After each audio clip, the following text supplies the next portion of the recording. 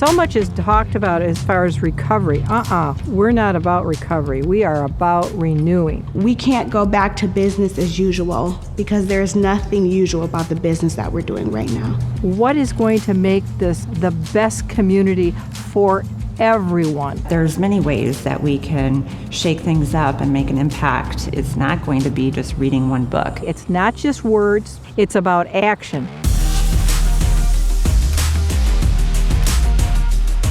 We have seen some of the inequities just magnified over the course of this pandemic. And we cannot begin to address the issues without looking at historical trauma, without looking at the social determinants of health, be it poverty, be it educational issues. It's not that they didn't exist.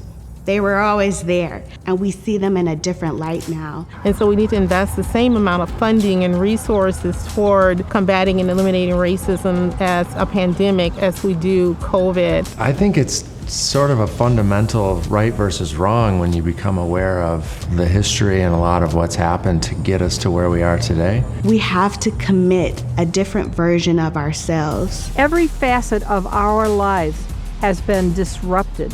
Let's make new systems.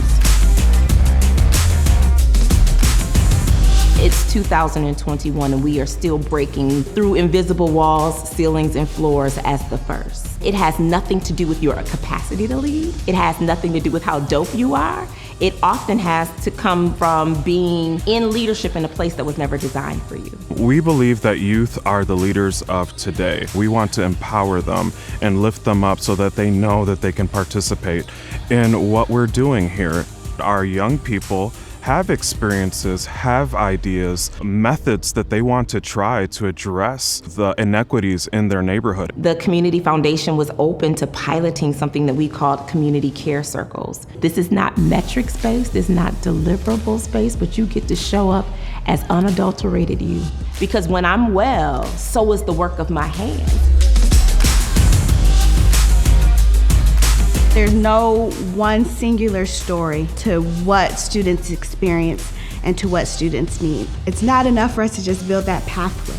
We have to address the obstacles that exist based off of who our students are. We can't say strip yourself of your identity to be successful. And so we teach them about things like social equity, anti-racism, cross-cultural learning, because we believe that having a holistic experience is a part of empowerment. I knew that once I read what the Youth Grant Committee did, I wanted to be part of it because I firsthand know how much those nonprofit organizations helped my life. I'm extremely proud of the young students that the Black Men Building Resources have helped, but none of us can ever learn too much. I knew that my input would make a big difference because of my experiences.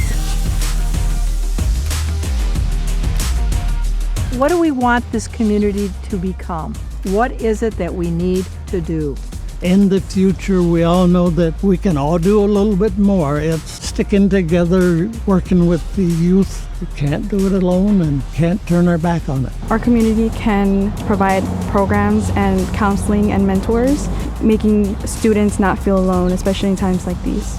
One thing, it's having enough people seeing the reality of our city as a whole, and is it great for everyone? Is everyone thriving here? Walk alongside some of these organizations and help build kind of more systems level like infrastructures. As we think about laying a stronger foundation, we have to be intentional about diversity, equity, and inclusion. So we need to pour into the foundation action-oriented empathy and collaboration, coordinating this work.